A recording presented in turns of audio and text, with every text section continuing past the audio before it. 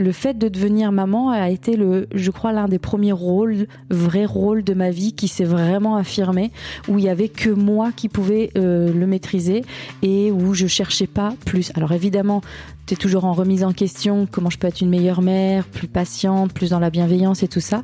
Peut-être que c'est le fait d'être en Australie toute seule, sans famille, sans amis, et à me retrouver toute seule pour Adam, pour le premier, toute seule en tête à tête avec ce bébé, Guillaume qui va travailler tous les jours, et puis moi qui dois apprendre. Je crois que ça a été le vrai premier rôle de ma vie. Exécuté par qui? Fabrice Florent. Bonjour, bonsoir, bon après-midi à tous et bienvenue dans Histoire de Daronne, l'émission où chaque deuxième et quatrième mardi de chaque mois, à partir de 6h du matin, je retrace avec mes invités leur rapport à la maternité.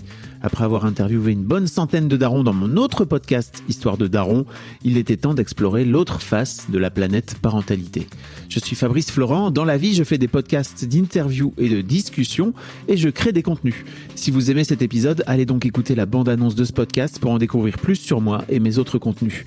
N'oubliez pas de vous abonner sur votre appli de podcast préféré, de mettre un cool commentaire et 5 étoiles au podcast sur Apple Podcasts ou sur Spotify et de partager cet épisode autour de vous s'il vous a plu. C'est le meilleur moyen de m'aider si vous aimez mon travail.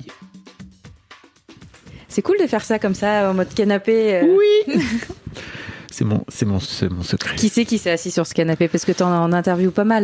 Plein de gens, hein. Ouais. T'en interviews pas mal. Même quasiment l'intégralité des gens que j'invite. Bien souvent, c'est en direct, c'est comme ici, en ouais. face. Trop bien. Oui. C'est quand même vachement mieux.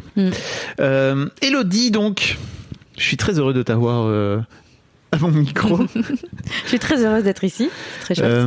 T'es la première daronne que j'interviewe après un daron que j'avais interviewé.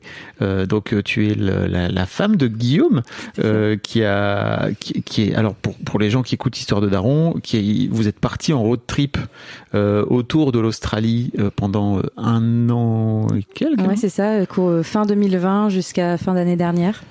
Et là aujourd'hui vous faites un road trip en France. Bah oui, regarde, on est chez toi. C'est fou, quoi. Et tu es donc, ouais, effectivement, je te disais la première, et je suis très heureux de pouvoir faire ça aussi. T'es la première daronne d'un daron, pas du tout, ouais. Mais en gros, t'es la première compagne d'un des darons d'Histoire de Daron. Et je suis très heureux parce que ça a aussi parfois me permettre de pouvoir, pas comparer les histoires, mais de pouvoir apporter un autre point de vue aussi à l'histoire. Je trouve ça trop cool de pouvoir faire ça. Confronter la vie entre le mari et la femme. Ouais, ou tu vois, d'apporter un point de vue complémentaire, de pouvoir éventuellement... Une autre vision des choses. C'est un peu, tu vois, j'ai un peu l'impression d'être texte dans Les Amours. Je sais pas si t'as la ref, parce que c'était parti depuis très longtemps.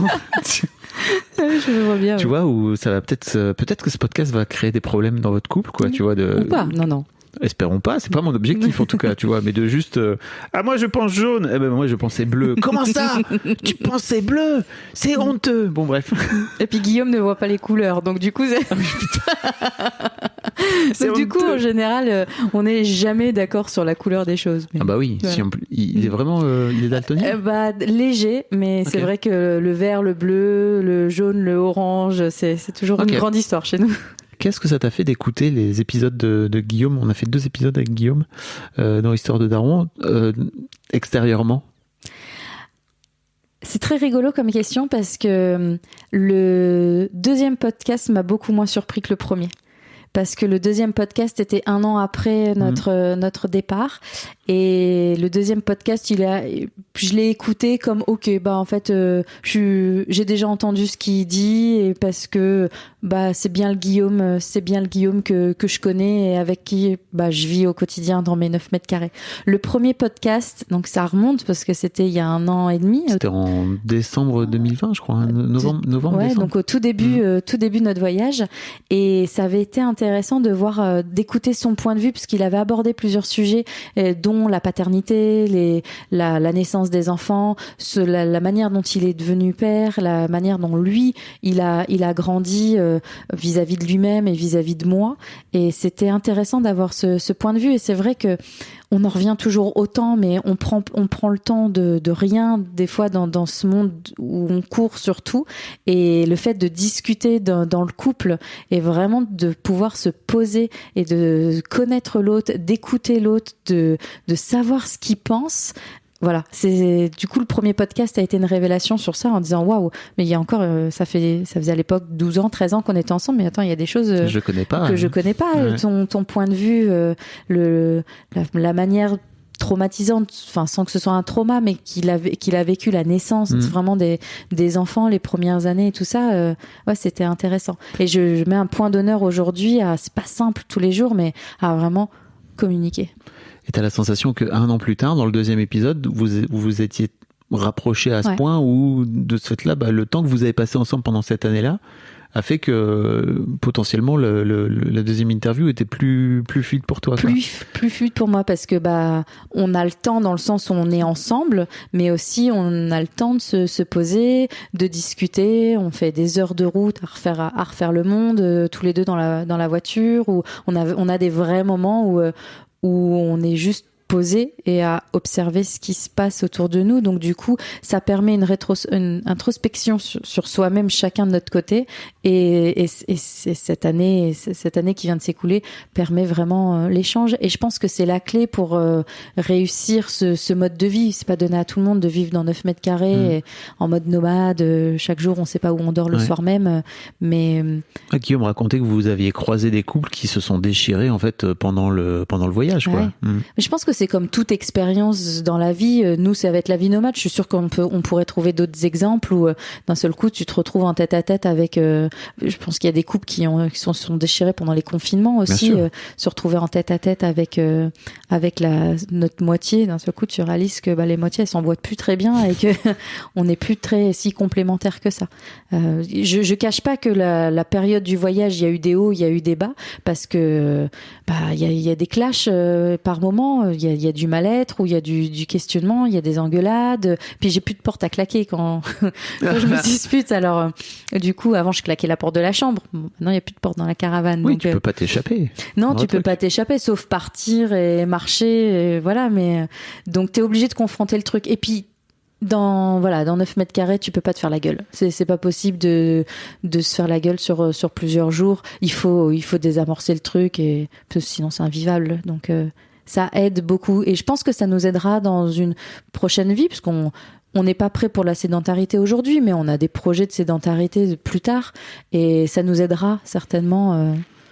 Toutes ces années de vie nomade nous aideront à la prochaine vie. Donc pour les gens qui n'ont pas écouté l'épisode avec Guillaume, je vous invite peut-être à aller le réécouter parce qu'effectivement, j'ai pas envie de replanter l'intégralité du décor, etc. qu'on a fait avec Guillaume pendant longtemps. Je vous mettrai les liens dans les notes de l'épisode si on peut faire ça sur les podcasts et tout, comme ça vous pouvez aller écouter. J'aimerais me concentrer un peu plus sur ton histoire à toi en tant que maman et peut-être commencer par m'expliquer ce qui, toi, t'a donné envie de devenir maman, quoi. Je me suis jamais posé la question. Ça a toujours été naturel pour moi. Je serais maman. C'est comme ça. Oui, c'est vrai que maintenant, avec le recul, quand j'en discute avec des copines ou des femmes que je rencontre, certaines très tôt ont pris la décision de pas avoir d'enfants ou penser ne jamais avoir d'enfants. Puis un jour, la maternité, elle est tombée. Alors que j'ai jamais été très gaga des enfants des autres pendant mon adolescence ou la vingtaine. J'ai fait du babysitting. C'était plus pour le billet à la fin de la soirée que pour l'enfant en lui-même. Mais j'ai jamais remis en question le fait que oui, un jour j'aurai mes enfants. Donc c'est arrivé très naturellement et assez vite dans notre histoire de couple. Ok, aujourd'hui vous avez 2 fistons. C'est ça. Qui ont 10 et 7 ans. Donc on va reparler aussi de ce que c'est que d'éduquer 2 fistons en 2022, c'est intéressant. L'une des caractéristiques, je sais pas en fait, est-ce que tu voudrais me parler de est-ce que tu te souviens plus spécifiquement du moment où tu es tombée enceinte? Je m'en souviens pour une raison très très nette, c'est que ma première grossesse a terminé en fausse couche. Donc Guillaume et moi, on est ensemble depuis, je dirais 2 ans et demi, 3 ans. Donc début de notre histoire. On habite sur Paris à l'époque. On prend la décision ensemble, un petit peu soudainement. On est prêt. Et si on faisait un bébé? Okay. Et entre temps, on est parti en vacances en Australie. Donc ça fait partie de notre histoire. De l'histoire. On est parti en février 2011, 5 ou 6 semaines en vacances en Australie pour le côté se relaxer, prendre le temps et décider de ce qu'on allait faire de nos vies, parisiens, entrepreneurs, futurs jeunes parents. Enfin, on avait plein de choses à remettre en question. Et je suis revenue de ce séjour australien enceinte. Et je suis tombée enceinte très vite et je m'y attendais pas du tout. Et ça a été comme une révélation pour moi. Sauf que malheureusement, la grossesse s'est terminée très vite. Parce que le temps que j'apprenne que j'étais enceinte, je crois que je l'étais quasiment plus déjà. Et quelques semaines après, j'apprends que je fais une fausse couche. Comment ça a été une révélation pour toi? Parce que à partir de ce moment-là, à partir du moment où j'avais perdu ce bébé qui n'était pas encore un bébé, je n'avais plus que ça en tête. C'était devenu mon projet numéro 1. C'était tomber enceinte. Autant on a pris la décision et je m'attendais à mettre des mois à tomber enceinte et ça arrivera quand ça arrivera. Autant cette grossesse qui n'a jamais duré a été le point déclencheur de dire mais c'est ça que je veux, ça devient c'est mon nouvel objectif, il y a plus que ça qui compte. Ça a été émotionnellement assez dur comme toute fausse couche parce que s'ensuit les mois où tous les mois t'attends d'être enceinte et tous les mois t'as tes règles qui arrivent et tu pleures tous les mois parce que c'est pas le moment. C'est marrant parce que c'est la première fois que je crois que je parle de cette fausse couche. Elle fait partie de ma maternité. Alors que d'habitude, on mise sur les enfants. Ouais. Et je me rends compte là, spontanément, qu'elle est là. Et du coup, je suis tombée enceinte d'Adam quelques mois plus tard, au moment où j'ai décidé d'arrêter de planifier, d'arrêter de calculer, d'arrêter de penser à ça. Et finalement, j'ai l'impression que c'est un vrai truc. Hein. C'est souvent c'est incroyable. Chez beaucoup d'histoires de femmes, pas forcément pour tout le monde, mais j'ai un peu l'impression que c'est à partir du moment où tu décides d'un peu de lâcher prise et de dire ok, ça viendra quand ça viendra, que généralement ça tombe quoi. Ça tombe. ça arrive. Ça vient. Et c'est très rigolo parce qu'on avait tellement lâché prise, donc courant été 2011, donc sur le mois de juillet. On part chez des amis faire un mariage dans le sud de la France et on s'arrête dans une station essence dans un petit village du sud de la France, je ne saurais plus dire où. Et on est accueillis par une mamie pour payer l'essence et une mamie du sud de la France, tu sais, avec la peau tannée, du soleil et je sais pas quel âge pouvait avoir cette dame, mais elle était très très fatiguée. Et je paye et elle me félicite pour la grossesse. Elle me dit félicitations pour votre grossesse. Je remonte dans la voiture contrariée. Je dis mais elle est nulle elle. Bah quoi, elle vient me féliciter pour une grossesse, ça va, j'ai pris un peu de poids mais quand même. Et en fait j'étais enceinte. What? Ouais, c'est rigolo. Cette dame, je l'ai aperçue 3 minutes dans ma vie et ça fait 10 ans et j'en parle encore. Cette dame m'a dit que j'étais enceinte et comme s'il y avait quelque chose qui se dégageait ou qu'elle avait ressenti ou je sais pas qui était cette dame. Mais et quelques jours après, ça m'a mis la puce à l'oreille. Effectivement, j'étais bien enceinte d'Adam. Oh, c'est comme une histoire folle. Comment se passe cette grossesse? Cette grossesse, elle se passe très bien. J'ai vécu une belle grossesse, mais surtout, on déménage entre-temps. Oui, c'est vrai. Donc, on habite Paris quand je tombe enceinte. On habite Paris. On habite Bruxelles. Pardon, on a déjà déménagé de Paris en début d'année. On habite Bruxelles et on a eu une opportunité de travail. Enfin, Guillaume a eu une opportunité de travail en Australie pendant nos vacances. Donc, on a accepté et on est en pleine procédure de visa qui met du temps et qui va prendre plusieurs mois. Donc, quand j'apprends que je suis enceinte, je sais qu'on est déjà pour parler en pleine organisation de déménager en Australie quelques mois plus tard. Ça nous a obligés à pas le dire tout de suite. On avait peur de déstabiliser nos familles en leur annonçant cette grossesse alors qu'on leur avait annoncé un potentiel déménagement en Australie. On a attendu 3 mois et demi, 4 mois, que les choses soient sûres et de dire, le visa australien, il est arrivé, on part en Australie, on a la date de départ qui était au 27 octobre 2011 et quelques jours après, au fait, je suis enceinte. Donc, vous n'avez pas tout annoncé en même temps. Non, il s'est passé dans mon souvenir quelques jours ou une semaine ou deux de différence et c'était un choc pour la famille. Évidemment, très heureux d'apprendre cette première grossesse, premier petit-fils. Enfin, c'est vraiment c'était le premier de tous les côtés. Et je me souviens d'une réflexion de ma mère en disant c'est bon, vous partez plus en Australie. Eh ben si, on part quand même en Australie. Donc voilà, on a déménagé en Australie. J'étais enceinte de 4 mois et demi, presque 5. Et on est arrivé, on a tout quitté donc en France pour arriver avec 2 valises en Australie pour commencer une nouvelle vie et enceinte de 5 mois. Donc c'est une grossesse voilà qui était assez... Comment tu vis, unique. toi, parce que bon, on en avait parlé avec Guillaume, hein, qui avait raconté justement ce truc, lui, mais de son point de vue de père. Comment, toi, t'as vécu cette grossesse, justement, en 2 temps, et l'idée de te dire, OK, je vais aller accoucher dans un autre pays, alors que tu connaissais un peu parce que vous aviez passé quelques semaines là-bas, mais ça reste quand même, c'est à l'autre bout du monde, quoi. Bah, je me rends compte aujourd'hui avec le recul je me suis jamais posé la question. Okay. Et je pense que c'est comme beaucoup de choses qu'on fait dans notre vie, depuis ces 15 dernières années qu'on est ensemble, c'est qu'on se pose pas la question, on a envie de quelque chose, on fonce. Les choses arrivent après. C'est que on avait rien anticipé. Je suis arrivée enceinte avec Guillaume qui avait un travail en pensant que tout se passerait comme on l'imaginait ou comme on l'imaginait ici en France avec une sécurité sociale et tout ça. Et en fait, une fois arrivé là-bas, on se rend compte que non, la sécurité sociale, on n'y a pas droit parce que on avait un visa qui ne nous l'accordait pas. Donc, on peut payer une assurance privée et avoir accès à une assurance santé. Sauf que l'assurance santé couvre la grossesse et l'accouchement après 1 an de cotisation. Donc, on n'y était clairement pas. Et en quelques jours, quelques semaines de rendez-vous, un jour, on se pose, on se dit bon, en fait, nous ne sommes pas couverts par rien du tout. La seule chose qu'on avait pu avoir à l'époque, c'était la CFE, donc c'était la Caisse des Français à l'étranger, qu'on payait en France, qu'on payait une fortune et qui nous remboursait les frais médicaux australiens sur la base des tarifs français. Alors c'était hyper intéressant parce que un généraliste qu'on payait 80 ou 100 $, donc l'équivalent de 60 € ou 80 € en Australie, il nous remboursait sur la base de 16 € ici en France. Mais ça nous a permis d'avoir une toute petite couverture. Mais de cette là, vous avez payé plein pot. On a payé plein pot la grossesse et l'accouchement d'Adam, la naissance d'Adam. Est-ce que vous avez fait un calcul de combien ça vous a coûté? Ça nous a coûté à peu près 15 000 $. Donc on doit être à 12 000 € à l'époque avec le taux de change.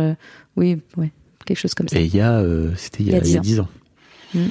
On l'appelait, maintenant ça reste pour la petite blague, mais à l'époque on l'appelait notre Harley Davidson parce qu'on étant motards tous les deux, on était partis en Australie avec de l'argent de côté, évidemment en ayant tout vendu ici, on était partis avec un petit peu d'argent de côté. Vous acheter une Harley? On voulait s'acheter une Harley pour l'Australie et en fait non, on a eu Adam. Mais c'est ouf aussi parce que je trouve que c'est pas la première fois que j'entends une expérience comme ça d'accouchement à l'étranger qui coûte entre 10 et 15 000 € généralement. Moi, j'ai vraiment ce souvenir après le premier accouchement de ma femme, je suis allé à l'entrée de l'hôpital en disant combien je vous dois, et en fait la meuf s'était marrée et je me suis dit non mais en fait vous venez de mettre notre enfant au monde, quoi, c'est pas possible que ce soit gratos. Et la meuf avait dit mais si, on est en France, vous savez, c'est la sécu. Je suis là mais c'est pas possible. Ok, la sécu existe mais à ce point-là 0 €, c'est ouf. Mais je trouve que ça serait cool aussi, tu vois, qu'on sache un peu plus en France de combien ça coûte en vrai. À l'époque je m'étais renseignée parce que du coup je trouvais ces tarifs exorbitants parce que on avait dû trouver un généraliste. Alors, en plus, on pouvait pas passer en public, en hôpital public en Australie, parce que sans couverture sociale, c'était pas possible. Donc, il fallait passer en privé, donc avec un obstétricien. Mais du coup, un obstétricien que tu choisis, que tu payes à la consultation, une fortune.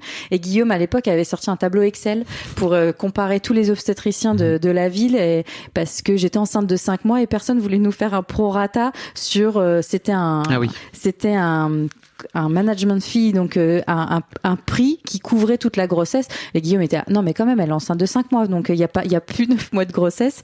Et on a pris l'obstétricien qui nous a accordé un prix, un rabais au prorata.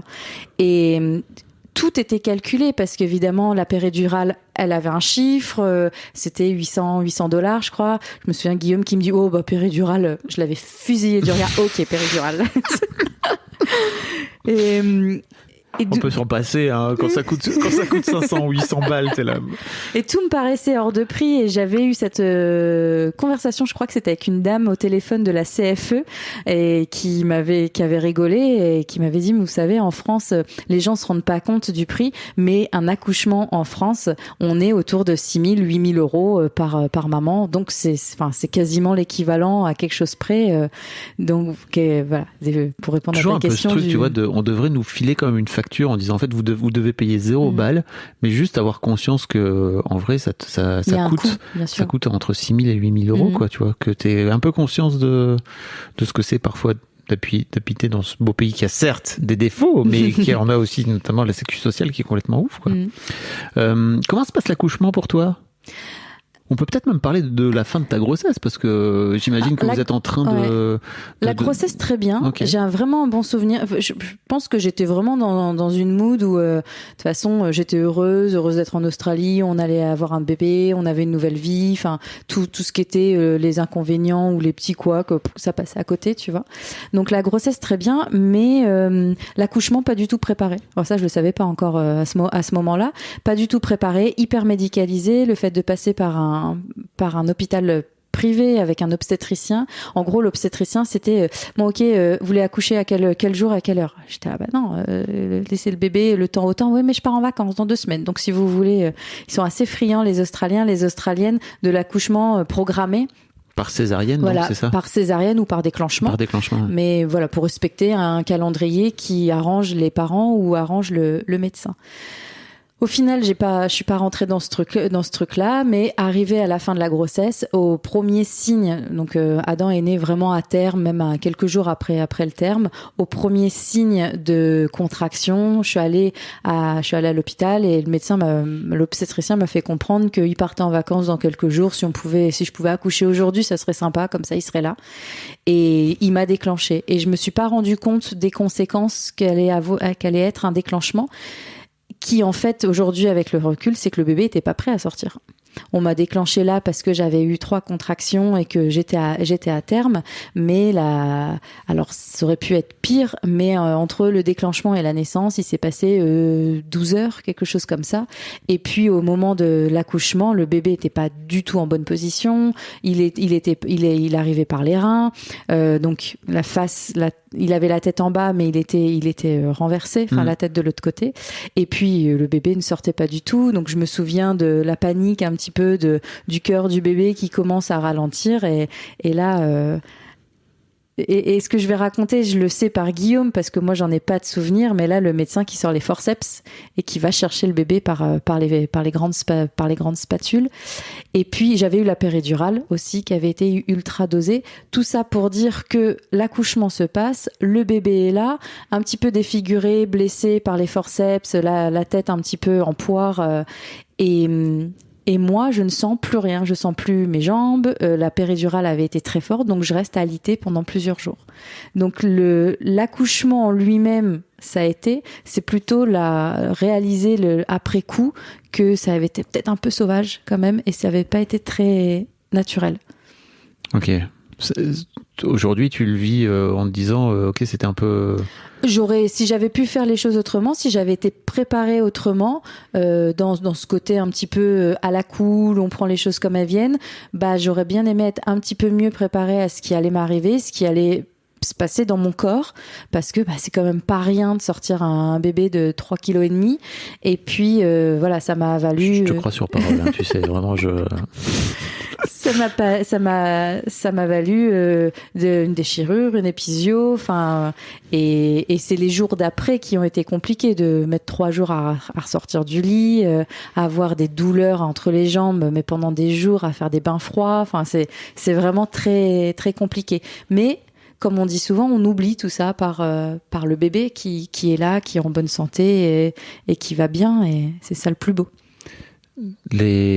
C'est fou quand même à quel point on a été déjeuner avec Guillaume là juste avant, et en fait on en parlait un petit peu pendant le déjeuner, à quel point moi, en tout cas, en tant que père, je me suis rendu compte à quel point on était des animaux et à quel point ma femme, sur le moment, était vraiment une sorte d'animal, quoi, tu vois, et qu'en fait, fondamentalement, on est des mammifères, où tu disais que t'avais tellement un shoot d'hormones, etc., que tu te souviens plus vraiment du moment où tu fais la connaissance d'Adam, là où j'ai l'impression que Guillaume, qui était effectivement moins peut-être shooté aux hormones, lui juste dans sa position de couillon de père à côté à faire à observer ce qui se passe, qu'est-il en train de se passer, et a un peu plus de souvenirs et de recul, quoi. On est des animaux, mais j'ai trouvé pour Adam, j'ai eu une expérience complètement différente 3 ans plus tard avec la naissance de Simon. Mais on est des animaux, les choses devraient être naturelles et arrivent naturellement. Il y a des réflexes qui sont naturels, mais on est quand même vachement instrumentalisé, médicalisé, encadré par des façons de faire qui sont de moins en moins naturelles. Alors qui certes sauvent des vies, qui sont là à des bons moments et qui aide certainement à ce que les choses se passent mieux dans beaucoup de cas, mais dans certains cas, c'est je trouve, moi, trop. Okay. On laisse plus la part, en tout cas dans mon expérience à moi sur ce moment-là, on laisse moins la part au naturel. T'as des souvenirs des premiers jours en compagnie d'Adam, etc.? La beauté de cette formule tout frais payé qu'on a payé, c'est que du coup on était en hôpital privé, on avait j'avais une chambre individuelle avec un lit pour Guillaume et on était 4 jours dans notre bulle et 4 jours à profiter tous les deux. Étant au bout du monde, on n'a pas eu cette cohue qui est arrivée à la maternité. Il y avait seulement mes parents qui étaient là, donc qui étaient à l'époque dans notre appartement, mais c'était les seules visites qu'on avait. Et on n'a eu aucune visite d'amis et tout ça. C'est quelque chose qui se fait pas beaucoup en Australie. On va pas visiter à la maternité. On laisse vraiment le temps à la maman. Donc j'ai un vrai bon souvenir des 4 premiers jours à devenir parents tous les deux, à se regarder, à observer notre vie qui avait changé et être encadrés des sages-femmes qui étaient là pour nous apprendre les premiers gestes parce qu'on évidemment on savait pas, on maîtrisait rien. Donner un biberon, donner un bain, changer une couche, enfin tout était, c'était pas inné du tout. Les premiers jours. Donc c'est un beau souvenir d'être dans une bulle tous les 3 pour ces premiers instants qui changent notre vie à jamais. Ok. Fast forward, vous décidez d'avoir un petit deuxième, c'est ça ? 3 ans plus tard. 3 ans plus tard. Ouais, 2 ans et demi, ouais. Et tu me disais que justement vous aviez une configuration un peu différente pour Simon, oui, parce qu'on avait la sécurité sociale. Donc du coup on était c'est vrai que de ce fait-là vous aviez payé pendant 1 an et puis entre-temps Adam est né sous un visa de travail.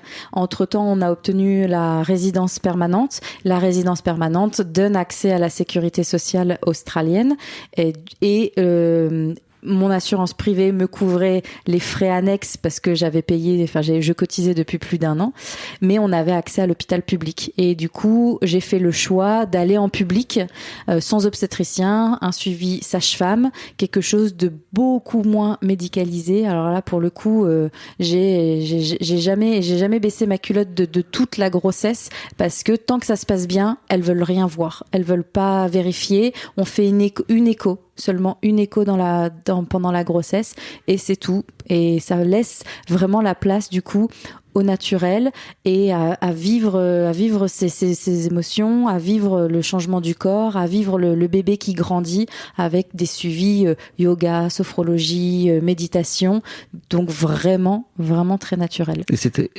Et on a payé 0.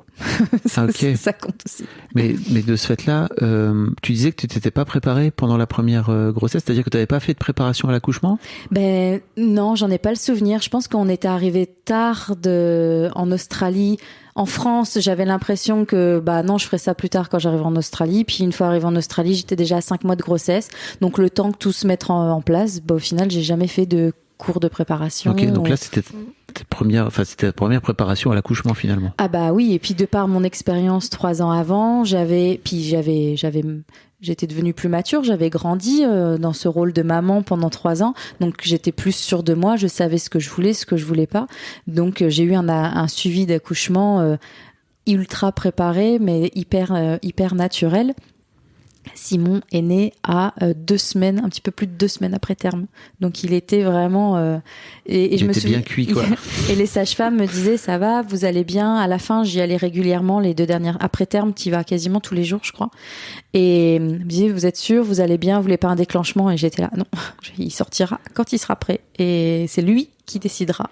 Et toi, t'étais pas au bout de ta vie 15 jours après Alors le je terme? sais qu'il y a des femmes qui aiment pas la grossesse ou que moi j'ai jamais été aussi heureuse et aussi bien dans mes baskets que enceinte. J'ai trouvé ça merveilleux et la grossesse de Simon qui a été en plus très zen, très maîtrisée et tout ça m'a apporté beaucoup de sérénité. Donc non. Dans quel sens? Eh ben je me sentais beaucoup plus sereine et m'affirmer dans mon rôle féminin. Mon rôle de mère m'a fait grandir énormément ces premières années de maternité. Donc là, cette deuxième grossesse a été... j'en ai un excellent souvenir. En quoi t'as la sensation que ce rôle de mère t'a fait grandir pendant ces 3 années? Parce que je crois qu'on passe notre vie à se chercher. On passe notre vie à se questionner sur nous-mêmes et à savoir qui on est. Et puis voilà, j'y ai pas échappé. Mon enfance, mon adolescence, ma vie de jeune adulte, à me chercher dans ce que j'aimais, ce que j'aimais pas, les études que je voulais faire, le métier que je voulais faire, et toujours à essayer des choses, toujours l'impression à tester des trucs, voilà, dans les relations.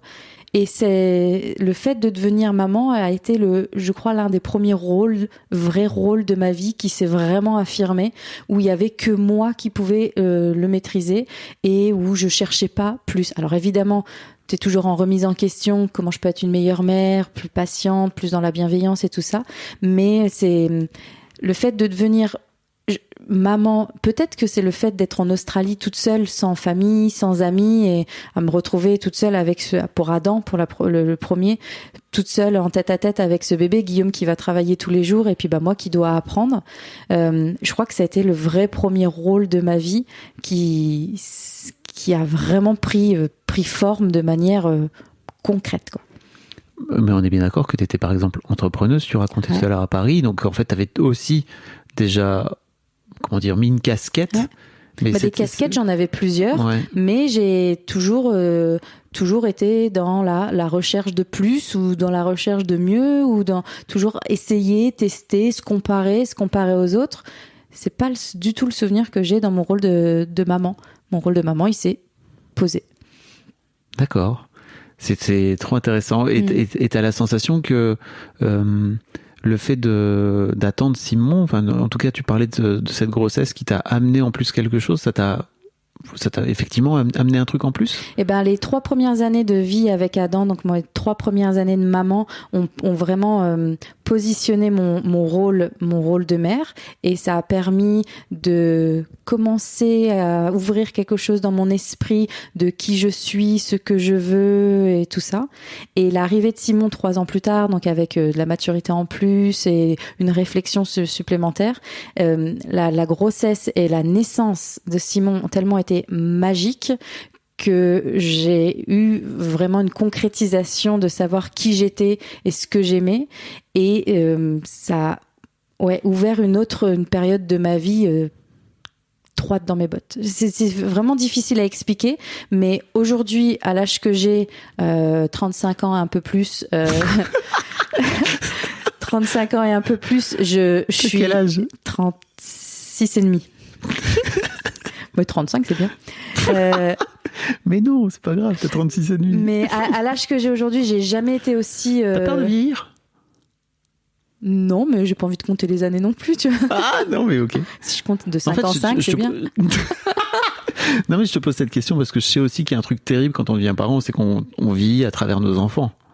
Ouais. Tu vois, et c'est pour ça que je me permets de te poser la question. C'est pas indiscret. On en reparlera après si tu veux, mais c'est intéressant parce que j'ai jamais eu peur de vieillir, sauf que mon grand vient de fêter 10 ans et là j'ai pris une claque. Okay. Pas pour moi, mais j'ai un gamin de 10 ans, quoi. Ouais. On en reparlera. Okay. Effectivement, pardon. Donc du coup, oui, Simon, je sais plus ce que je disais. Non, donc, tu disais qu'aujourd'hui, à 35 ans, il y a un truc très aligné en toi et que très aligné que t'as du en moi. mal à l'expliquer. Voilà, quoi. et je suis droite dans mes bottes. Aujourd'hui, je suis heureuse. Je le dis de manière très honnête et très sincère. Je suis heureuse dans ma vie et je suis satisfaite de ma vie avec ses bons et ses mauvais côtés. Je suis bien dans ma tête, je suis bien dans mon corps et j'ai l'impression que ça m'a mis 35 ans, mais je suis persuadée que les premières miettes, les premiers cailloux ont été posés à la naissance d'Adam et à la naissance de Simon. Et j'ai eu mes deux garçons. Et mon rôle de mère m'a permis de m'épanouir dans mon rôle de femme, dans mon rôle d'épouse et dans mon rôle d'entrepreneur. Et voilà, les choses se sont enchaînées. Donc Simon a 7 ans. Donc les choses se sont enchaînées là, ces 6-7 dernières années. Et je reste persuadée que les premières pierres à l'édifice sont la naissance des garçons. Comment c'est quoi les souvenirs que tu peux avoir des premières années de parentalité aux côtés de Guillaume ? Dans vos rôles respectifs, etc. C'est pas toujours été simple. Hein. C'est pour ça que je te pose la question. Ouais, ça n'a pas toujours été simple. Il y a eu des moments merveilleux, l'impression de créer une vie incroyable parce que on est expatrié en Australie, on mène une vie au bout du monde, on est tout seul, on a besoin de personne. Mais il y a eu quelques claques quand même parce que dans cette recherche toujours de vouloir mieux faire ou de s'observer et de s'améliorer.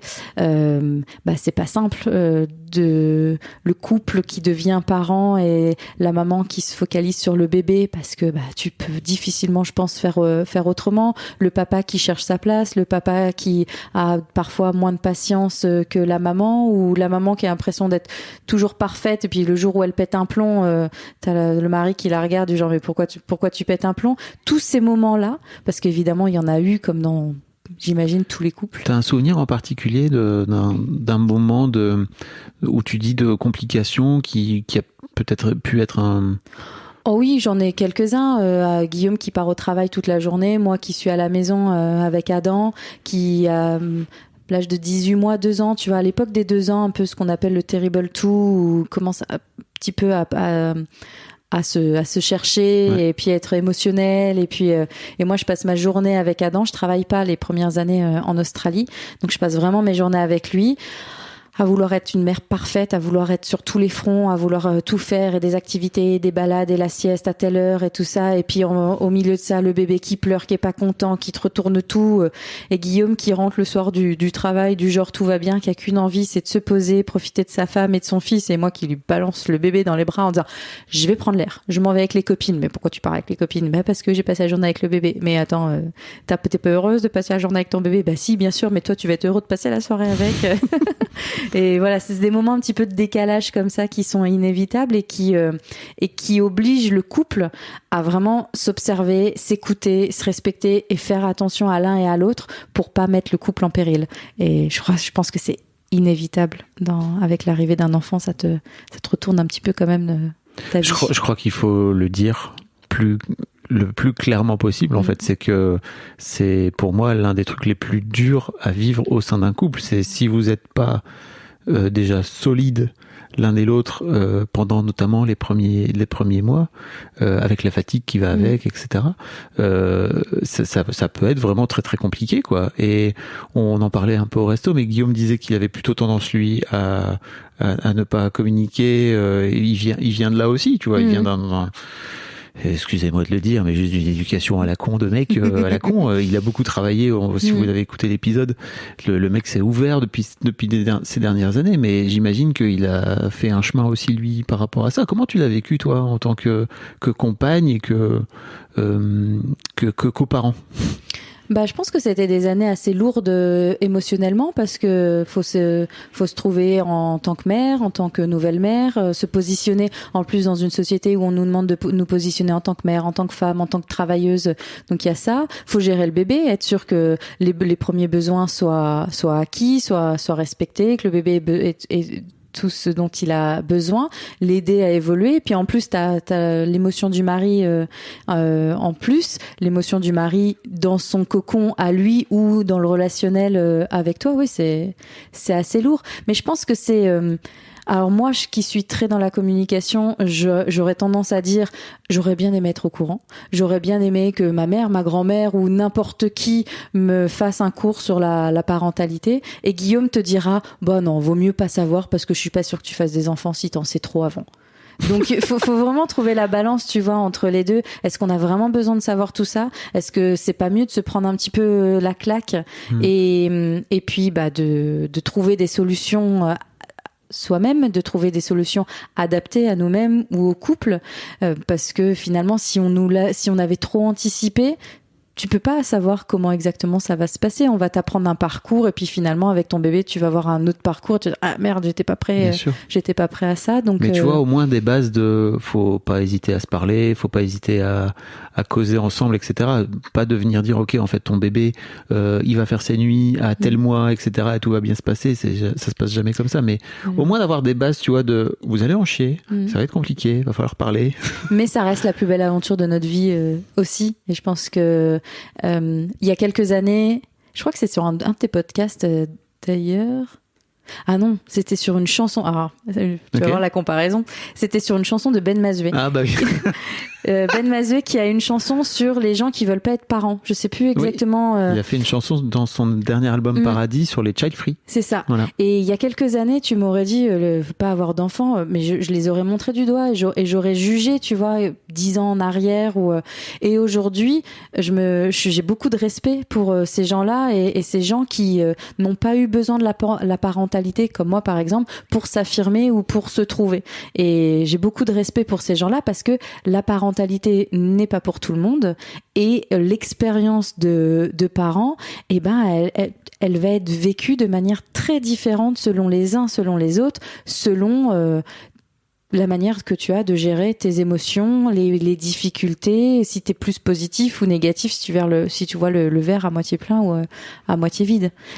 Oui, pardon. Mais c'est vrai que la communication, et c'est quelque chose que je défends régulièrement sur les réseaux ou dans les podcasts, c'est que pour moi, qui suis une grande communicative et qui ai besoin de mettre un mot sur chaque émotion, la communication, c'est la base de tout. Et même Guillaume, qui n'était pas il y a 15 ans, aujourd'hui sera capable de dire que j'avais raison. C'était moi qui avais raison depuis le départ. C'est pour ça en fait que tu veux communiquer. C'est juste pour que Guillaume finisse par te dire j'avais raison. J'avais raison. Au moins j'avais raison sur ce point-là. J'ai pas toujours raison sur tout, mais sur ce point-là, il a fait ce travail lui de plus communiquer et c'est vrai que ça résout énormément de problèmes ou ça résout le problème avant même qu'il arrive. C'est juste on communique et avec le mode de vie qu'on a aujourd'hui, la communication elle est primordiale. On va en reparler, mais c'est sûr que tu vois, j'ai un peu l'impression, ça m'intéresse en fait que tu dises que tu t'es vraiment épanoui à travers la maternité, etc. Et c'est vraiment quelque chose que je comprends. Je me demande aussi à quel point, tu vois, il n'y a pas un moment donné où il y a un truc de ok, en fait c'est le moment pour moi d'éclore, que ce soit à travers la maternité ou à travers autre chose en fait pour les gens qui veulent pas d'enfants. Mais je crois que c'est aussi, enfin tu vois, je sais pas si c'est forcément réduit à la maternité ou si c'est réduit par rapport à un projet par exemple. Je pense que c'est surtout propre à chaque personne, suivant le parcours que tu as eu au passé ou le désir ou les envies que tu as pour l'avenir. Moi, je l'ai vécu personnellement, comme ça. Je me suis retrouvée dans la maternité ces dernières années, dans une maternité bienveillante. Alors, je crie des fois et je perds ma patience parfois. Tu veux dire que tu es un être humain ? C'est ça. Des fois, je dis merde, laissez-moi tranquille. Tu es faillible, Élodie, c'est ça. Dites donc. Mais toute ma vie ces dernières années se construit. On a beaucoup de projets, on a eu beaucoup de projets professionnels. On va en parler. J'ai retrouvé ma place professionnellement, mais avec dans un coin de ma tête les enfants. Toujours trouver la place des enfants, toujours trouver cet équilibre familial. J'ai vraiment toujours recherché la balance. Alors c'est un travail épuisant. Mais c'est un travail qui aujourd'hui j'en vois les résultats et on en reparlera, mais avec le mode de vie qu'on a aujourd'hui, la famille, elle est vraiment placée en numéro 1. Donc tout est basé sur l'équilibre de chacun, le bien-être de mon bien-être, le bien-être de mon mari, le bien-être de chacun des enfants. Trouver cet équilibre. Ça me fait plaisir que tu te sois mis en premier. Mais c'est un travail de longue haleine, ça, de se replacer au centre de nos émotions. Mais je suis convaincue, les enfants vont grandir, et je suis convaincue, et j'ai déjà des idées de projets pour dans 5 ans ou dans 10 ans. Voilà, quand j'aurai moins les enfants à m'occuper. Mais la parentalité reste vraiment au cœur, la famille reste vraiment au cœur de chacun de mes projets, qu'ils soient professionnels ou autres. Parce que, donc on en parlait, mais vous avez monté aussi une boîte ensemble avec Guillaume, vous avez travaillé ensemble. Donc en plus, vous avez... Alors aujourd'hui, vous vivez ensemble, on va en reparler, mais dans votre caravane de 9 mètres carrés. Mais vous aviez aussi décidé de monter votre boîte ensemble. Ça, c'est quelque chose qui a été toujours évident pour nous. Un jour, on bossera ensemble. Okay. Avec Guillaume, depuis 15 ans, on fonctionne en rêve et en projet, et on les réalise les uns après les autres. Et travailler ensemble était sur la liste depuis longtemps. Comment ça s'est goupillé ? J'ai toujours été entrepreneur en France, en Belgique, avant de partir en Australie. J'ai pas travaillé les premières années de maternité. Puis j'ai recréé un business en Australie où j'importais des produits pour enfants faits par des créatrices françaises que je revendais là-bas dans des boutiques australiennes. Donc moi, j'ai toujours été entrepreneur. Guillaume était employé depuis toujours, et on est arrivé en Australie par un poste qu'il a obtenu, et il est resté employé dans cette boîte de 2011 à fin 2015, début 2016. Et fin 2015, il est à la limite du burn-out. Limite. Dans le sens où il est pas heureux dans ce qu'il fait. Il a créé un business en parallèle avec son patron de l'époque où il s'éclate, mais il est pas reconnu par son patron, et il doit se battre au quotidien pour obtenir des congés, principalement pour obtenir des congés et obtenir un meilleur salaire. C'est un meilleur salaire, oui. Donc il a l'impression de se battre au quotidien avec son patron alors qu'il bosse super bien. Et fin 2015, je le vois vraiment au bord du gouffre quand on devait partir en France pour les vacances de Noël, et que son patron à la dernière minute décide que non, tu peux pas prendre tes vacances pour Noël parce que moi je prends mes vacances pour Noël. En gros, c'est ça. Entre-temps, toi, t'avais monté ta boîte, enfin, t'avais remonté une activité. Moi, j'avais mon activité à moi, et lui était employé. Et fin 2015, on a les 2 enfants. Simon a à peu près 9 mois, donc ils ont 3 ans et demi et 9 mois. Et je lui dis, écoute, si tu adores ce que tu fais, le business que tu as monté au sein de ton entreprise, et que ton patron s'en fout, pars avec le business. Il me dit non, je peux pas faire ça. Et je lui dis pourquoi tu peux pas faire ça? Il y a plein de gens bien qui sont entrepreneurs, et puis si ça marche, tant mieux, puis si ça marche pas, tant pis, on rebondira. Vraiment toujours voir le verre à moitié plein et dire il faut se mettre nous en premier et se poser les questions. Et ça a été 2 semaines de discussion autour des fêtes de Noël. Et puis janvier 2016, voilà, il retourne au travail et il pose sa démission. Donc ça a vraiment été un travail de ma part de lui dire qu'il pouvait le faire, qu'il en avait largement les capacités intellectuelles, que d'un point de vue organisation, on avait fait bien pire et que on y arriverait. Quand t'es arrivé en Australie, que t'as payé ton premier accouchement, tout te paraît après, financièrement en tout cas, te paraît dérisoire. Donc il s'est lancé. Donc début 2016, il est parti avec cette entreprise qu'il avait créée depuis quelques mois, et il s'est lancé à son compte. Et vous avez commencé à bosser ensemble à ce moment-là, alors, c'est ça? Au départ, on était en home office, les enfants étaient crèche. Oui, tous les 2 à la crèche. On était en home office. On avait 2 bureaux côte à côte. Moi, je bossais sur mon business et lui, il bossait sur le sien. Et ça a duré quelques semaines seulement parce que son business a pris une telle ampleur assez vite qu'il avait souvent besoin de moi pour le côté marketing, communication, administratif. Et je me suis mis à bosser pour lui. Et au bout de 3 mois, je crois, on a tout fusionné et on a créé une holding, un groupe qui regroupait ces 2 premières sociétés et certaines d'autres qu'on a créées ensemble après. Et en fait, on a tout fait en commun à partir de ce jour-là. Vous avez une holding familiale, quoi. C'est ça. Vous êtes en train de monter un empire. Oui, le Covid est passé par là. Donc l'empire, il a plus que 3 pattes maintenant. Mais... On va en parler. Tu me disais tout à l'heure que c'était important de laisser la famille au centre de vos préoccupations, malgré l'aspect business, etc. Qu'est-ce que tu voulais dire par là, en fait, notamment par rapport à la création de vos boîtes, c'est ça ? La création de nos boîtes, ou en tout cas la création de notre boîte ensemble, elle a été faite vraiment pour garder notre liberté. On avait l'impression, avec l'emploi d'employés de Guillaume, de plus maîtriser notre temps, de plus maîtriser les congés.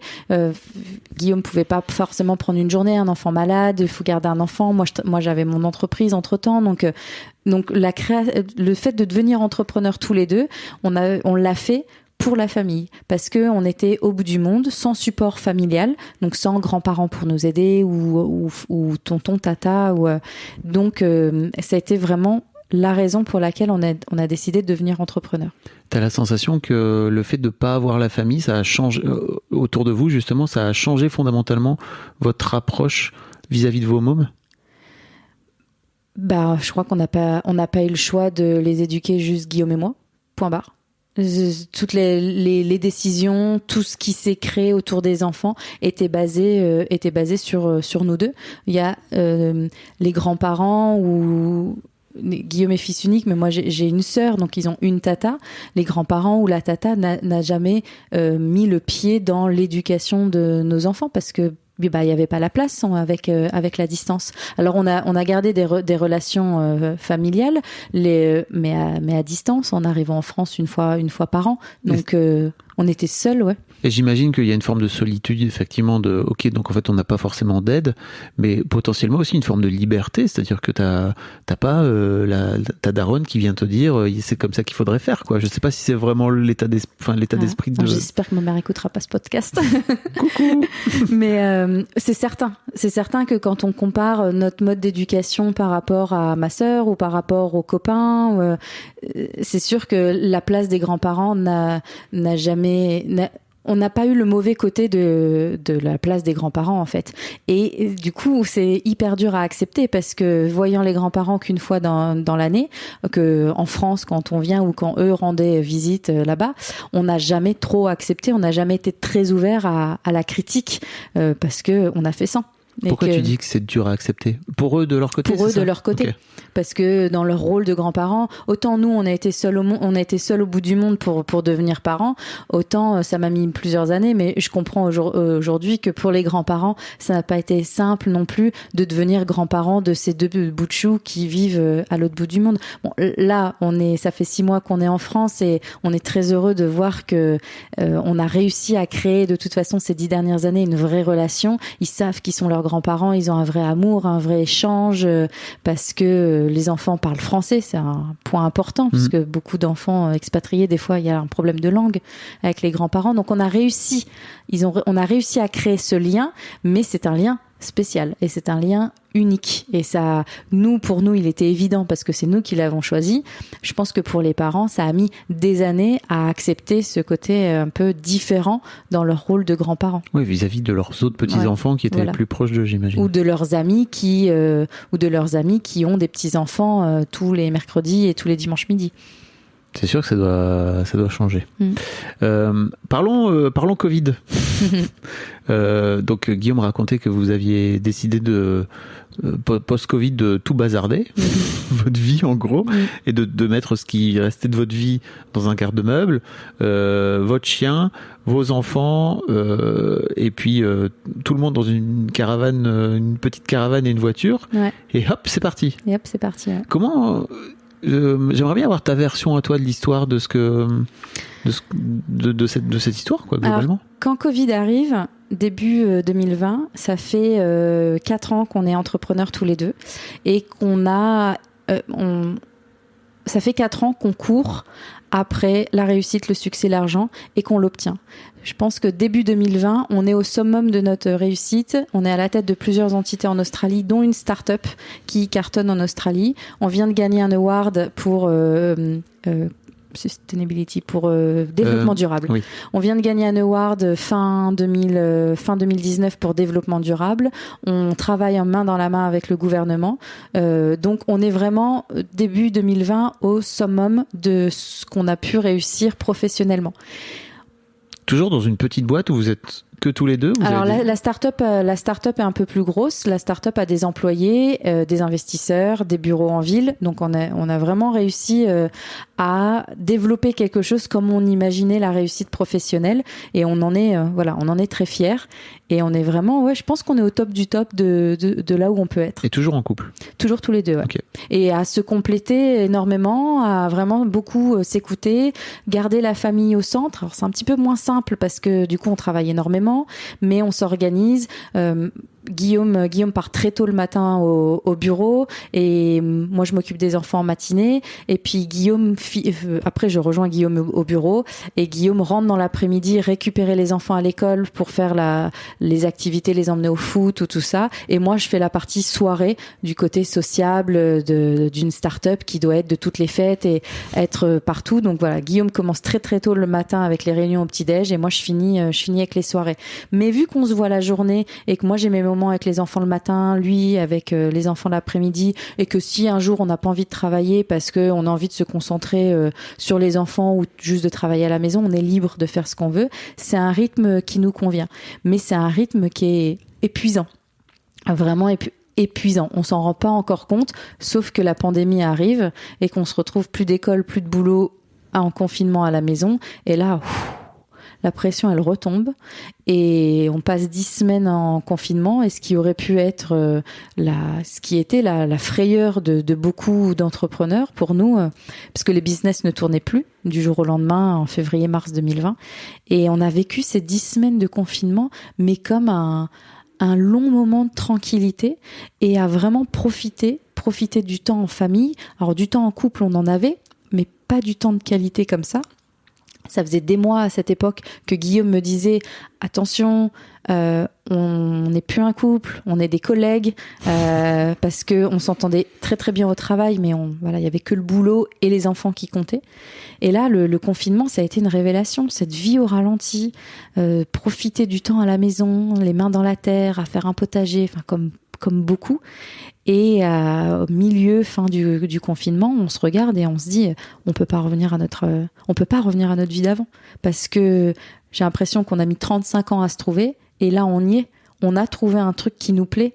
Et en fait, c'est pas de bosser et d'être les rois du monde, c'est de passer du temps en famille et d'avoir un vrai temps de qualité et de prendre le temps. Donc vous bazardez tout. Adieu. Faut fermer tout. Voilà, quasiment. Les business mettent vraiment du temps à redémarrer. Quand, à la fin du confinement, on achète une vieille caravane pour la fête des mères pour rénover et s'occuper les mains. On avait vraiment besoin d'un projet de rénovation manuelle.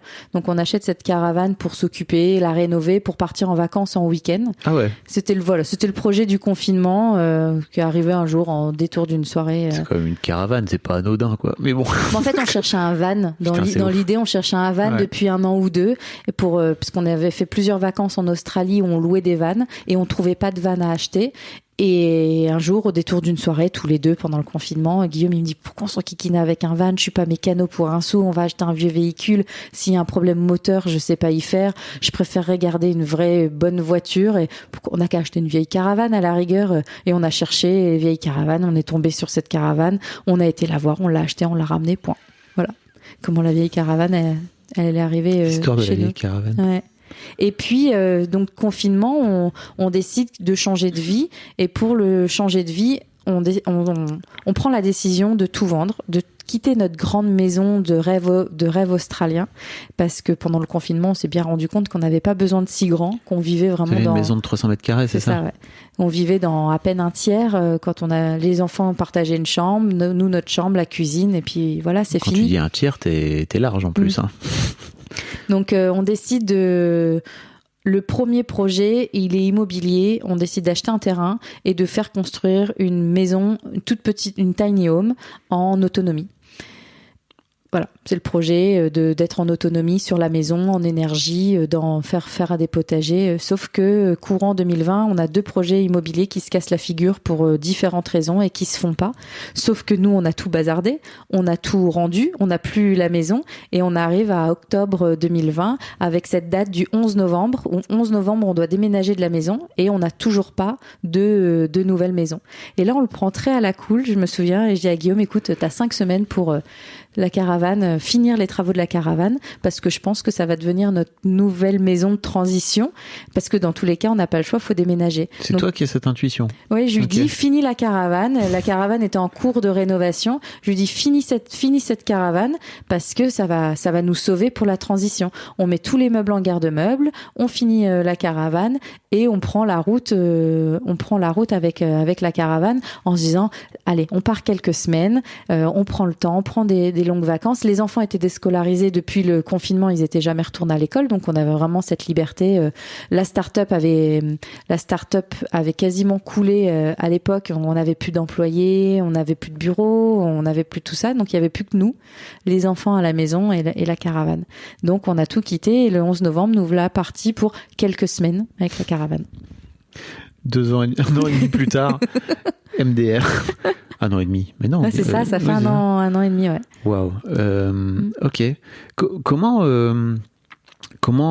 avec le recul, tu regardes cette histoire? Eh ben, comme le départ en Australie, comme la grossesse en Australie, heureusement qu'on n'a pas réfléchi. C'est vraiment, les choses sont arrivées comme ça. On est d'une nature assez fonceur avec Guillaume. Quand il y a une idée qui nous traverse l'esprit, on y va, le truc nous plaît, on sait que ça sera fun et que si au pire ça marche pas, on rebondira. Et heureusement qu'on n'a pas trop réfléchi. Je pense aujourd'hui, on rencontre beaucoup de familles nomades ou des familles qui aimeraient être nomades et qui se prennent 6 mois, 1 an et demi d'organisation, de planification pour préparer un départ. Alors que nous, on l'a jamais préparé, notre départ. On l'y a jamais pensé. On est parti pour quelques semaines. Et je pense que si on avait pris le recul de préparer, on serait jamais parti avec cette vieille caravane. On aurait, je pense, mis beaucoup d'argent dans une grosse caravane neuve avec plus de confort.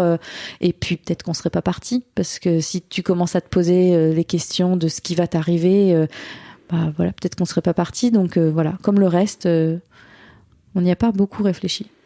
Comment tu as la sensation que pendant cette année et demie, tu as réussi à faire évoluer justement ton rôle de mère, quand tu disais tout à l'heure que c'était le rôle de ta vie, etc.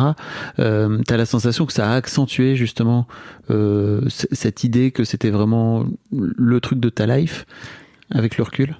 Complètement. Ouais. Depuis le confinement, depuis ce temps passé en famille, de les observer grandir et d'être avec eux tous les jours et de plus compter le nombre d'heures qu'ils passaient à l'école ou en périscolaire par rapport au temps avec nous, ça a été une révélation. L'école à la maison, ça a été une révélation pour nous, mais aussi pour Adam qui souffrait d'anxiété. Alors, l'école en Australie, l'école publique, elle est pourtant ultra bienveillante et très basée autour de l'enfant et des besoins de l'enfant, mais voilà, comme dans une classe de 20, vaut mieux être dans la moyenne. Et Adam, qui avait de l'avance et qui était peut-être au-dessus de la moyenne, ça devenait compliqué d'aller à l'école. Il voulait plus aller à l'école, il s'ennuyait à l'école, et on n'avait pas encore trouvé de réponse à ça ou de solution.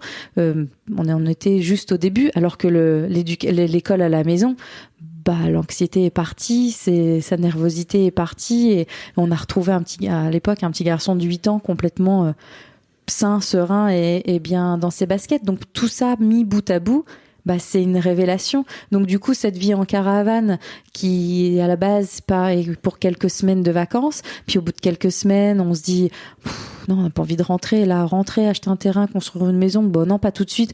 Allez, on part 3 mois, on verra. Puis les 3 mois se transforment en 6 et les 6 en 12. Et puis au bout de 12, t'arrêtes de compter.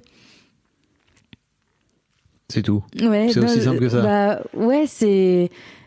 Aujourd'hui, la vie qu'on mène, on dit toujours, on sait pas de quoi demain est fait, on sait pas combien de temps le voyage y durera. En tout cas, aujourd'hui, il nous rend heureux. Tous les 4. Et vraiment tous les 4, parce que je pense que de manière assez sincère, tout étant basé sur la communication dans la famille, on parle tous les 4 et on demande souvent l'avis aux enfants et s'ils sont d'accord et ce qu'ils veulent faire et ce qu'ils aimeraient. Adam, potentiellement, il rentre au collège là en janvier 2023. Donc on a déjà abordé le sujet avec Adam. Ouais. Est-ce que tu veux rentrer dans une vie sédentaire? Est-ce que tu vas aller au collège? Non, moi j'ai envie de rester comme ça. Ok, bon, on va trouver des solutions. Il veut pas aller au collège. Non, il est heureux comme ça. Donc aujourd'hui, on est vraiment au jour le jour. On a acquis dans cette recherche de soi-même et se repositionner soi au centre de notre intérêt. Donc moi, mon intérêt, c'est moi et Guillaume, ça va être lui et vraiment de se repositionner au centre de notre vie. On n'a jamais été autant en adéquation avec nos valeurs qu'aujourd'hui.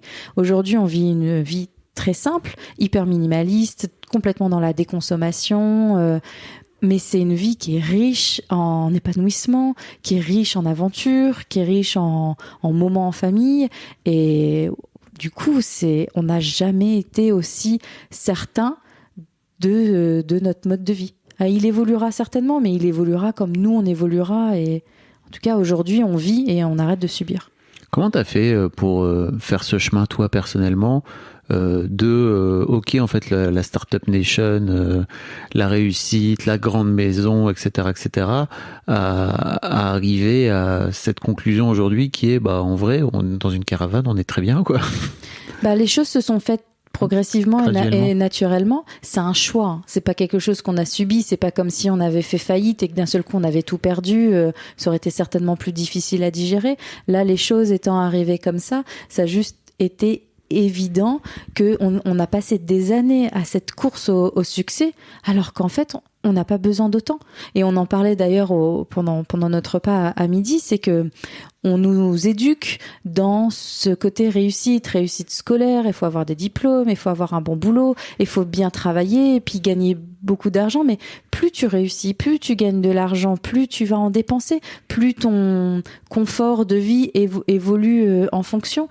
Et du coup, il faut que tu gagnes toujours plus pour répondre à ces dépenses mensuelles qui tombent. Et finalement, t'as beau énormément gagner ta vie, énormément travailler pour énormément gagner ta vie, il y a toujours un stress ambiant, parce que si demain ça se casse la figure, les quelques milliers d'euros, de dollars que j'ai de charges par mois, il va falloir les payer.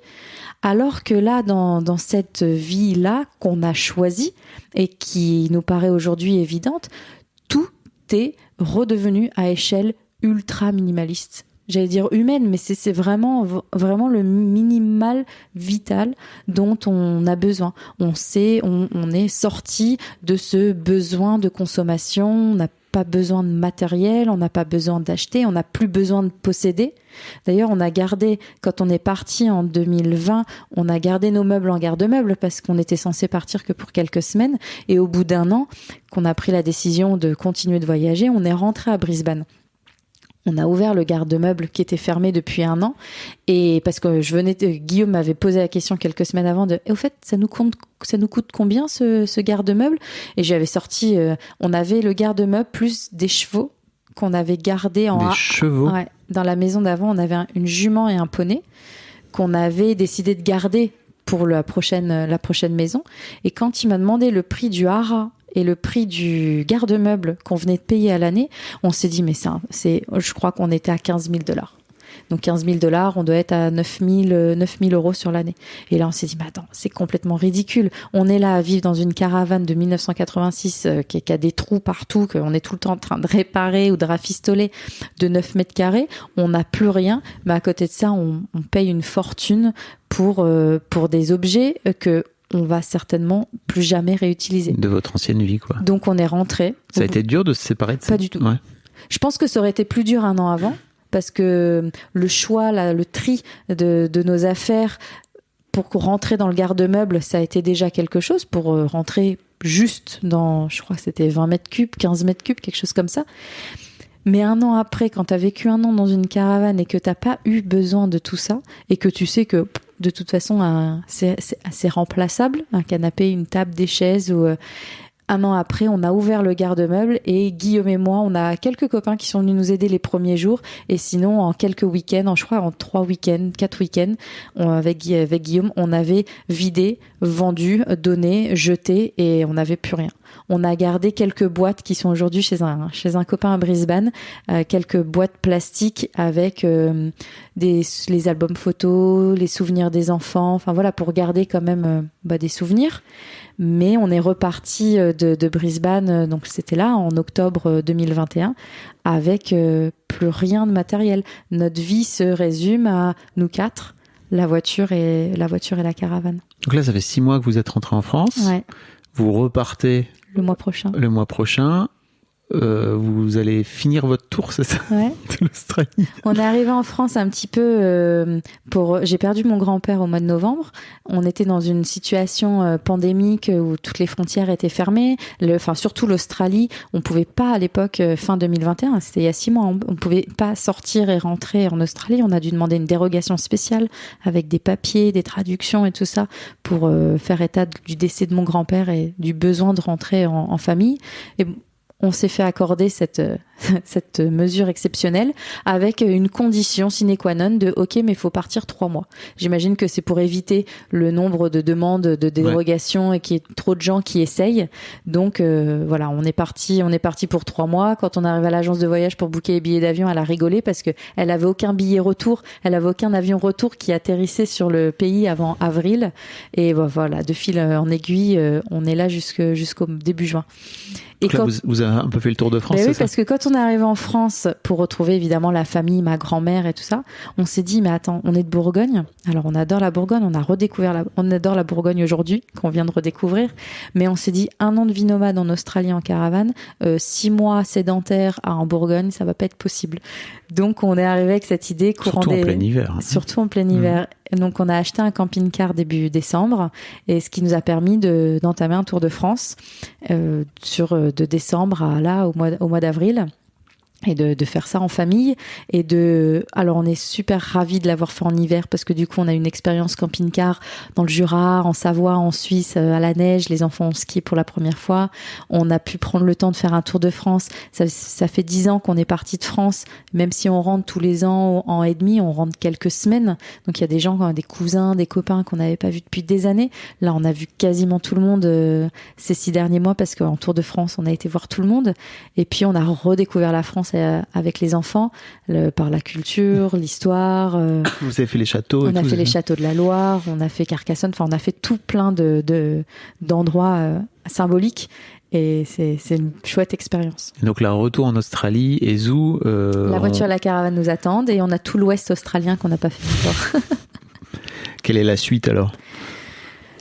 La suite, pour l'instant, elle est au jour le jour. On a toujours un business qui... Ne fais pas dire que t'es au jour le jour. Toi aussi, t'es du genre à te projeter un peu, non ? Alors, je me projette dans le sens où j'ai plein de rêves et plein de projets. Depuis toujours. Depuis j'étais petite et j'ai retrouvé des enregistrements là chez mes parents et des carnets intimes de mon adolescence où je marquais donc petite sur les enregistrements micro et après à l'écrit à 15 ans que plus tard je vivrai à l'étranger, mes enfants seront bilingues et j'aurai une vie extraordinaire, quelque chose comme ça. Donc j'ai toujours eu ça dans ma tête de mener des rêves. Donc des rêves pour les 10, 20 prochaines années, les 30 prochaines années, j'en ai plein. Par contre, dans l'action, aujourd'hui, c'est au jour le jour. C'est vraiment prendre le temps de profiter de l'instant présent. Les enfants grandissent. On parlait de ça tout à l'heure des claques de vieillir. Et oui. Adam vient de fêter 10 ans. Et là, on a fêté ses 10 ans en France le mois dernier. Et j'ai pris une claque en disant, mais elles sont passées où les 10 années là? Je le vois encore naître et bébé. Alors, je sais, ça paraît bateau comme ça, parce que beaucoup de mamans peuvent dire ça. Mais c'est vraiment, je veux profiter de ces années-là. On me dit des fois, mais pourquoi vous voyagez avec des enfants? Ils s'en souviendront pas. Mais en fait, c'est maintenant qu'ils veulent voyager avec moi. C'est pas quand ils auront 15 ans, 16 ans. J'ai pas envie de leur couper leur adolescence, leur premier flirt ou les premières conneries sans papa, sans maman. Donc, c'est vraiment maintenant qu'on veut profiter d'eux. Et voilà. Du coup, de quoi est fait la vie? Et pour l'instant, on voyage. Le projet, c'est de finir le tour d'Australie, de trouver une solution d'éducation à distance pour le collège d'Adam l'année prochaine. Et puis après, il y a plein de pays à visiter, donc pourquoi pas continuer tant qu'on peut. Merci beaucoup, Élodie. Tu sais, j'ai une dernière question que j'aimerais bien te poser, c'est si tes fistons, ils écoutent ce podcast dans 10 ans, qu'est-ce que tu as envie de leur dire ? Que leur vie, elle est entre leurs mains à eux et qu'il ne faut pas attendre des autres et même pas de nous, leurs parents, pour réaliser leurs rêves, que j'espère qu'on les aura éduqués avec des rêves plein la tête et que dans 10 ans, ils auront 17 et 20 ans, j'espère qu'ils auront leurs propres rêves et je leur dirai de croire en leurs rêves et que l'action, elle est de leur côté, à eux, que tout est possible. Tout est possible tant qu'on le veut. Et voilà, j'espère qu'on leur aura juste inculqué les bonnes valeurs et les bonnes bases pour réussir dans ce monde de fous. Comment tu te projettes dans ta vie d'après les enfants ? Tu sais, parce que tu me disais, moi, c'est un truc qui m'a permis de me réaliser en tant que maman, etc. Je me demandais aussi, tu vois, une fois que tes enfants, ils seront grands, ils seront autonomes, comme tu disais, et à un moment donné, ils vont vouloir se barrer et puis être avec leur daron. Tu l'aperçois comment ? Tu l'envisages comment, cette vie-là ? On en a déjà beaucoup parlé avec Guillaume et je pense qu'il y a 2 phases. Je me vois comme moi m'épanouir personnellement dans des projets que aujourd'hui je peux pas forcément réaliser avec des enfants en bas âge. Et comme quoi, par exemple ? Faire de l'humanitaire. J'ai toujours eu cette volonté de faire de l'humanitaire sur de longue durée dans des pays vraiment très très pauvre et on s'était renseigné il y a quelques années mais en famille c'est vraiment compliqué, c'est vraiment compliqué, donc peut-être m'épanouir dans des projets comme ça, donner du temps aux autres tout en m'épanouissant moi-même parce que je le fais là ces dernières années, le fait de partager tout notre style, notre mode de vie sur les réseaux, on est vraiment dans l'échange et dans la discussion et je dis souvent que d'aider les autres à se trouver, ça m'aide toujours moi à grandir, donc je me vois comme ça, vraiment continuer à approfondir ça, mais dans des situations où avec les enfants aujourd'hui c'est compliqué. Et puis il y a le couple. Je pense que on a vraiment cette phase de couple. J'espère que dans 20 ans on sera toujours ensemble et on pourra toujours partager ça tous les deux. Je vous le souhaite. Mais on a vraiment on a des superbes souvenirs de notre vie de couple avant les enfants. Là, on est en train de se construire en tant que parents, donc c'est pas facile tous les jours, mais avec la communication, on essaye de trouver vraiment notre balance et de pas se perdre dans tout ça. Donc, je pense que la vie après les enfants, elle arrive aussi avec une deuxième vie de couple qui sera, j'espère, toujours sur la même longueur d'onde et à partager des projets en commun. Je vous l'espère en tout cas. Est-ce qu'il y a un sujet sur lequel je t'ai pas aimé, dont tu aurais aimé causer ? Non, je crois qu'on a abordé vraiment le temps pour soi et vraiment se connaître soi-même, vraiment le sujet qui me tient à cœur en ce moment à travers les différentes casquettes. Le temps de prendre le temps, donc là avec notre vie nomade, on l'aborde complètement au quotidien. Ne pas avoir peur des compromis, ne pas avoir peur de l'échec, ne pas avoir peur de certaines difficultés parce que c'est inévitable. Les gens ont l'impression des fois d'avoir des rêves plein la tête et puis de pas y aller parce qu'il y a des difficultés, parce qu'il y a des obstacles. Mais dans tous les cas, il y en aura toujours. Donc je pense qu'il faut plus se dire go, on y va malgré les obstacles. Mais non, voilà, je pense qu'on a abordé tous les sujets qui me tiennent à cœur en ce moment. Merci Élodie. On peut suivre votre vie sur Instagram, hein, je vous mettrai le lien dans les notes de cet épisode tout simplement. Et puis voilà, bonne vie à vous. Hein. Merci. Merci cool. Merci de m'avoir reçu. C'était super sympa de faire ce podcast en direct, en face à face. C'est vrai, en face à face.